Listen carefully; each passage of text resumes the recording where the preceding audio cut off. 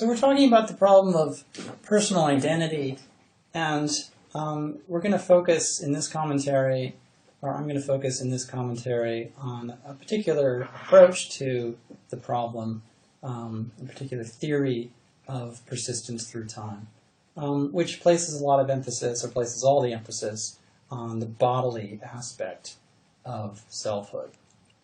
So just a reminder about the question, very important to keep in mind the question, under what conditions is a person existing in a particular time numerically identical with something that exists at a later time, T star. And again, something is important here. We don't want to assume necessarily that we're talking about persistence of persons as persons over time. We might think that a person could be numerically identical with something at a later time that wasn't a person. We don't want to prejudge that issue. That would be a different kind of concern than the one we have before us at the moment. So again, in terms of going back to the map of options, two main possibilities, a yes answer to the question about persistence or no answer. If we answer yes, then we have what's called bodily continuity theory. If we answer yes and we don't want to place too much emphasis on the body, we can go the psychological route, or we can answer the question in the negative and go the illusion route. We're going to focus on the leftmost possibility here. And this is a view which is often referred to as animalism. The term animalism is due to the philosopher Erik Olson, and it's a useful way of thinking about the view. It says that a person is identical, or a person maintains its identity, or his or her identity, over time in virtue of having one and the same living body. So the view specifies that the conditions for identity through time for persons are really conditions for identity through time of animals, or for animals. So persons are just animals of a particular kind, and we think about persistence of persons through time. That's what we really need to think about. That is, we're thinking about persons as biological organisms of a certain kind. So clearly there are going to be transformations or changes that occur in persons at the bodily level, but those transformations must be understood as being smooth. There aren't any gaps from one transformation to the next. There's a sort of gradual change that goes on, nothing tremendously dramatic going on. And each subsequent stage of the body of the person or the animal corresponding to that person has to be causally dependent upon prior stages. So we can think about the evolution across time of a person. We start out with a baby, and then we get to adolescence, and then we get to adulthood, and then advanced age, and then eventual death. And we can think about persons as what are sometimes called space-time worms, right? So over time, there's this succession of changes, and we can think of persons as the sum of all these different stages, each of which is connected causally to the stages before it and the stages that follow it. So this is the point of origin, and this is the point at which existence ceases. So in this view, persons are space-time worms of a particular kind. They're the space-time worms corresponding to animals. So this perspective is quite a natural one in many ways, but it also faces some rather serious challenges, challenges that come to us from the direction of thought experiments. So just to kick this off, we can think about popular culture, which has supplied us with some nice examples of this. So if you've seen the film Freaky Friday, you'll be aware of one of these examples. So a teenage girl turns into her mother, the teenage girl played by young Lindsay Lohan, her mother Jamie Lee Curtis. What happens effectively is that they swap personalities. They are switched psychologically. And so the kind of transformation that goes on is not a bodily transformation, but the sense that one has from watching the film is that the person that we had in the case of the teenage girl is then sort of takes up residence in the body of this middle-aged woman, the body of her mother. So the persons kind of jump the gap between the bodies, and the person corresponding to the mother then takes up occupancy in the body of this teenage girl. So this is kind of body switching cases, which clearly present a kind of challenge to animalism, because animalism will say that personal identity is dependent entirely upon the continuity at the organismic level, and this kind of case suggests that that's not true.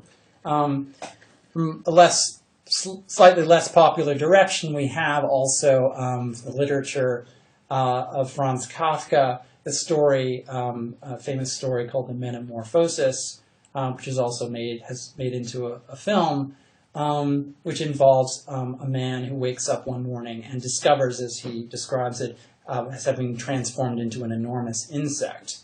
And the sense we have is that the person, the narrator, is occupying the body of this insect. His physical body, his human body, is gone, but he is still existing, but housed in a very different body.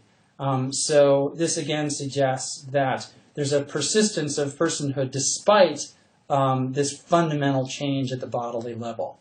Again, if this seems plausible to you, or at least seems possible or coherent, we're going to want to say that the animalist account of personal identity through time is not correct, because the animalist account would predict that this can't happen.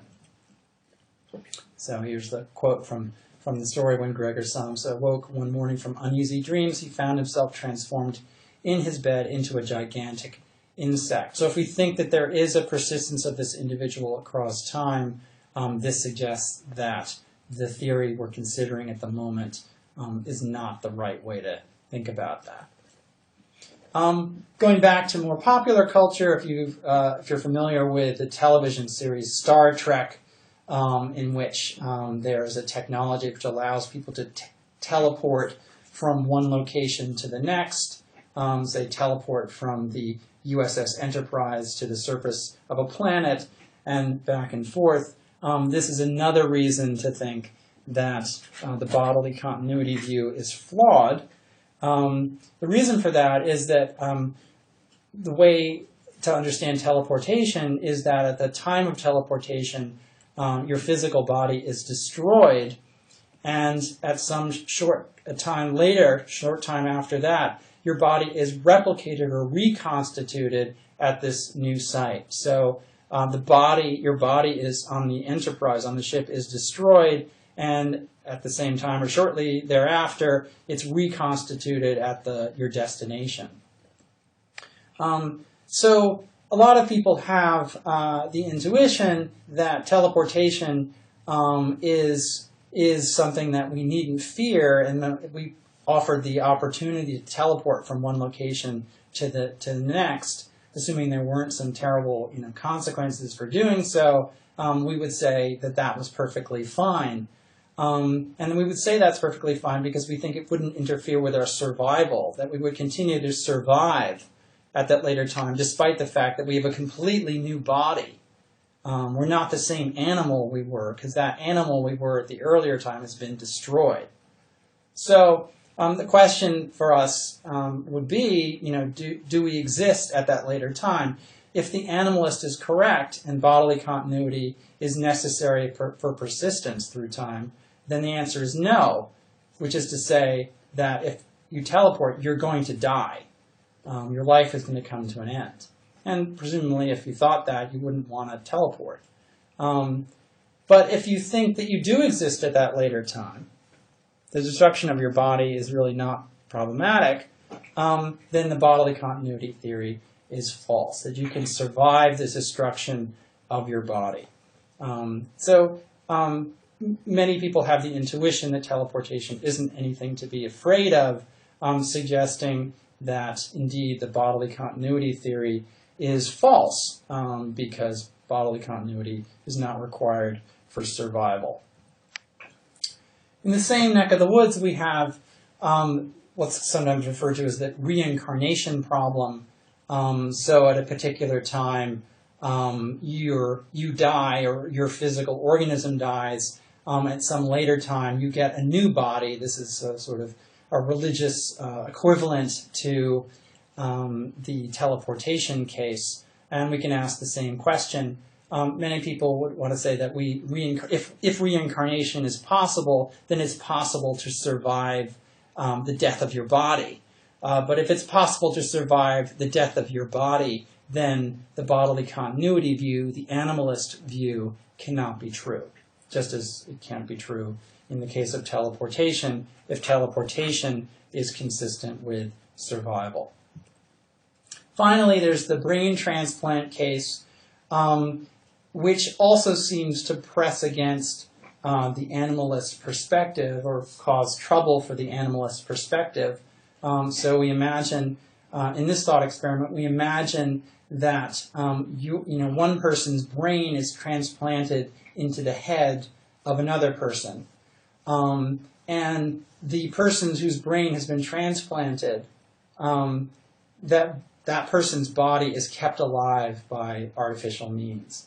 The person in whom the brain has been transplanted takes over the psychology of the person whose brain was transplanted, was taken from their body, and is now being kept alive as a sort of shell of their former self.